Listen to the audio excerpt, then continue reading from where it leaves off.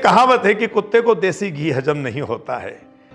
ऐसे ही कुछ विधर्मी लोग हैं जिनको बापू की बात हजम नहीं हो सकी और वो सब विरोध में उतर आए। बापू के ऊपर रेप वाली जो बात है वो बिल्कुल एकदम सर्वथा गलत है। ये कहीं से कहीं तक सत्य नहीं है। मीडिया भी बिक रहा है, कहीं देखा जाए तो प्रशासन भी बिक रहा है, कहीं देखा जाए तो कुछ लोग भी ऐसे बिकाऊ हैं। तो क्या सच्चाई इस संसार में नहीं है क्या?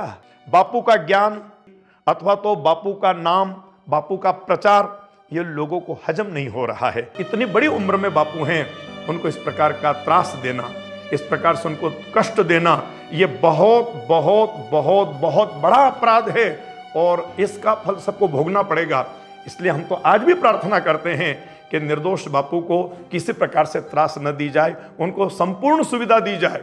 बापू के साथ जो भी हो रहा है वो अन्याय हो रहा है, ये न्याय नहीं हो रहा है और तथाकथित बुद्धिजीवी लोगों को इसमें आवाज उठाना चाहिए।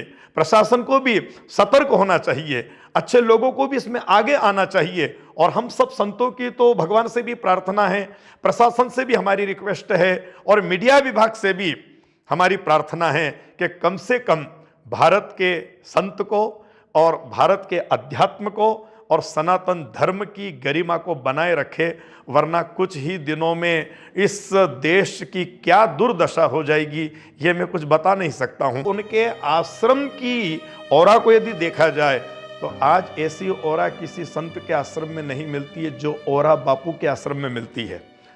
जो औरा बापू में मिलती है वो औरा किसी और संतों में नहीं मिलती है। या ना अपने आप ही व्यक्ति वहां पहुंच करके एक दुराचारी व्यक्ति भी सदाचारी बन जाता है।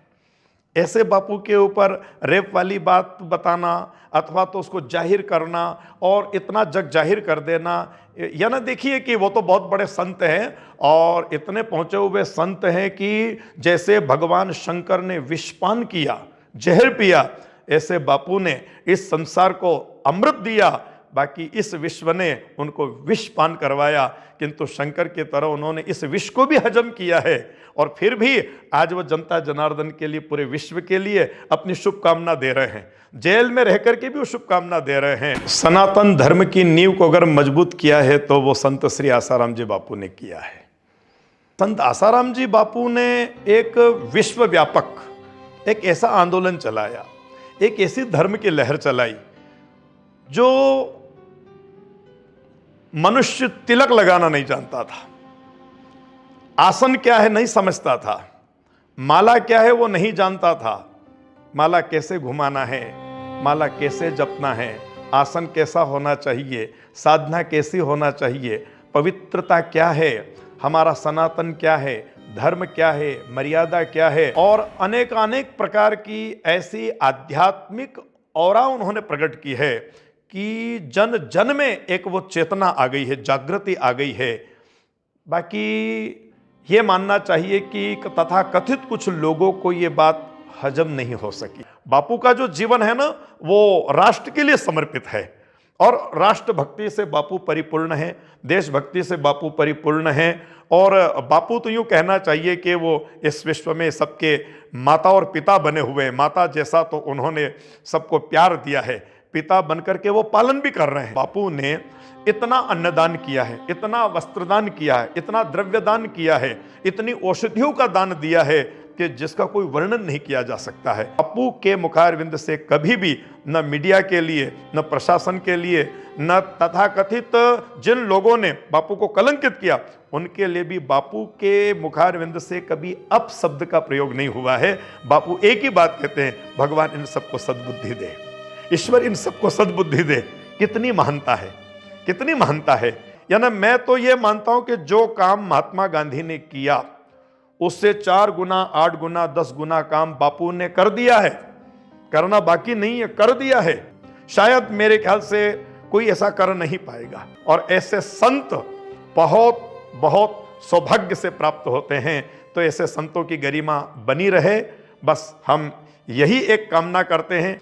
बापू भी यही बात कहते हैं कि मैं चाहूं तो एक तरफ गुफा में बैठकर के भी अपनी तपस्या कर सकता हूं, किंतु मैं ऐसा इसलिए नहीं कर रहा हूं कि अगर मान लो इस भारत में प्रकाश नहीं होगा, ज्ञान नहीं होगा तो सब अंधे कुएं में गिर जाएंगे और निकालने वाला कोई नहीं होगा। क्योंकि हमारे यहाँ ईसाई मिशनरियां बहुत तीव्र गति से अपना काम कर रही है, इस्लाम तीव्र गति से अपना काम कर रहा है, तो हमारे सनातन धर्म के संतों को भी तो तीव्र गति से काम करना पड़ेगा ना। तो हमारे बापू तीव्र गति से काम कर रहे हैं और तथाकथित विधर्मी लोग इस प्रकार से खंडना कर रहे हैं, बापू का अपमान कर रहे हैं। और ये बापू का अपमान नहीं है, बापू आज भी महान है, ये अपमान भारत देश का है, ये अपमान सनातन धर्म का है, ये अपमान संपूर्ण जनता जनार्दन का है। और ये बात आज नहीं तो आने वाले 10 साल के बाद, 20 साल के बाद जन जन में, सारी चेतना में यह जग जाहिर हो जाएगा कि बापू निर्दोष थे, निर्दोष हैं और बापू निर्दोष ही रहेंगे। बापू यदि प्रसन्न रहेंगे तो ये सारा विश्व प्रसन्न रहेगा, क्योंकि एक बापू ऐसी आत्मा है कि जो अपनी आत्मा में सारी विश्व की आत्मा को समाये हुए हैं। और बापू जानते हैं कि यदि मैंने थोड़ा सा भी कुछ ऐसा संकल्प किया तो वो कष्ट विश्व को नहीं, वो मेरी आत्मा को होगा, क्योंकि बापू संपूर्ण विश्व की आत्मा को अपनी आत्मा मानते हैं। इसलिए तो आत्म साक्षात्कार, आत्म साक्षात्कार, आत्म साक्षात्कार की चर्चा किया करते हैं। आत्म साक्षात्कार का मतलब यही होता है कि जिसने संपूर्ण आत्माओं का दर्शन अपनी आत्मा में कर लिया उसे ही आत्म साक्षात्कार कहते हैं। व्यक्ति तो अपनी आत्मा को ही नहीं पहचान पाया, बापू ने संपूर्ण आत्मा को देखा है, इसलिए वो सबसे प्यार करते हैं। उन्होंने हिंदू को अपनाया, सिख को अपनाया, मुस्लिम को अपनाया, ईसाइयों को अपनाया। जो भी बापू की शरण में गया ना, बापू ने कभी किसी का तिरस्कार नहीं किया, कभी किसी को नहीं धुतकारा है, बापू ने सबको अपनाया। बाकी लोग बापू को समझ नहीं पाए, और अब भी यदि समझ जाए तो बहुत अच्छा है। हम तो ये कहेंगे कि बापू की अब जो उम्र है वो वयोवृद्ध हैं, बहुत बुजुर्ग हो गए हैं, फिर भी संत अपने आप को कभी बुजुर्ग नहीं मानते हैं, थके हुए नहीं मानते हैं। हिम्मते मर्दा मर्द दे खुदा, ये बापू का वाक्य है। तो बापू आज उस पर कायम है। हम तो एक ही बात कहेंगे साहब कि यदि बापू में साधना नहीं होती, बापू में तप नहीं होता, बापू में यदि विश्वास नहीं होता, बापू को अगर अपने भारत के प्रति प्रेम नहीं होता और बापू की जगह और कोई होता ना साहब, वो अभी तक संसार में जीवित नहीं रहता। इतना अपमान सहने के बाद अगर बापू जिंदा है, इस बापू की महानता को जय जयकार है, इस बापू की महानता को नमन किया जाए, वंदन किया जाए, प्रणाम किया जाए।